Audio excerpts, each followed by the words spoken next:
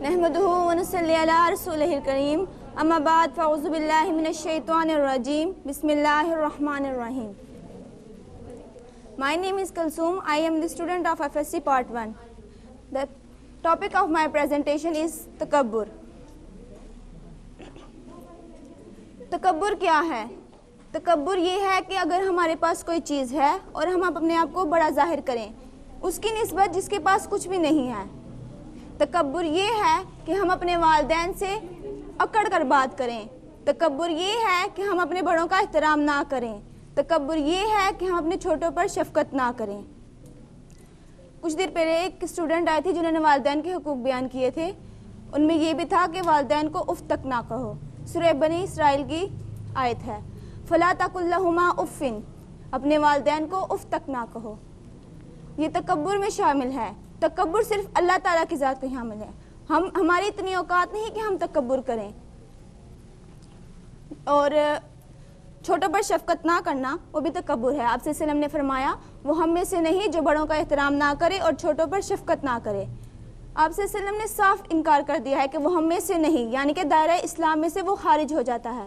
تو پھر تکبر کرنے والا کس طرح اپنے آپ کو مسلمان کہہ سکتا ہے؟ قرآن مجید میں یہ بھی ارشاد فرمایا گیا ہے کہ زمین پر اکڑ کر نہ چلو. زمین پر اکڑ کر چلنے والا تکبر کے حامل ہے، یعنی کہ وہ تکبر کرتا ہے. تو تکبر اللہ تعالیٰ کی ذات کو بالکل بھی پسند نہیں.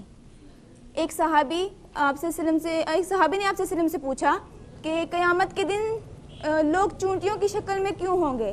تو آپ صلی اللہ علیہ وسلم نے فرمایا وہ لوگ جو تکبر کرتے ہیں وہ قیامت کے دن چونٹیوں کی شکل میں ہوں گے. انہیں یہ احساس دلانے کے لیے کہ جس طرح تم دنیا میں گئے اور اپنے آپ کو بڑا ظاہر کر رہے تھے، تکبر کر رہے تھے، تو تمہاری یہ اوقات یاد دلانے کے لیے کہ تم اس دنیا میں تمہاری کوئی اہمیت نہیں. جو تکبر تم کر رہے تھے، جو چیز تمہارے پاس تھی، تم اسے اپنی آکڑ ظاہر کر رہے تھے کہ یہ چیز میرے پاس ہے اور کسی اور کے پاس نہیں. تو وہ یاد دلانے کے لیے تمہیں چونٹیوں کی شکل میں قیامت کے دن زندہ کیا جائے گا.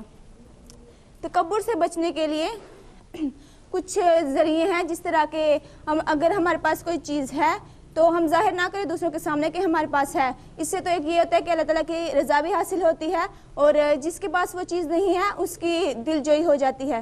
یعنی کہ اس بھی یہ احساس ہو جاتا ہے کہ اگر میرے پاس نہیں ہے تو کیا ہوا، کل کو اللہ تعالیٰ مجھے دے دے گا. ایک شعر جس طرح ہے کہ اے صاحب غرور تجھے کس بات کا، آج تو مٹی کے اوپر ہے کل تو اس مٹی کے اندر ہوگا.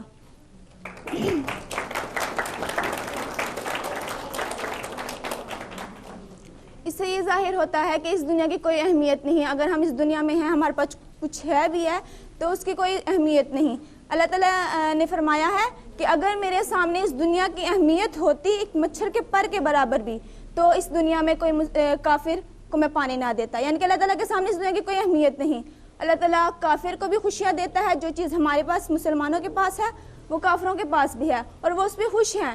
لیکن اگر اہمیت ہوتی تو انہیں کچھ بھی نہ دیتے، صرف سوائے مسلمانوں کو دیتے. لیکن اللہ تعالیٰ کی نظروں میں اس دنیا کی کوئی اہمیت نہیں.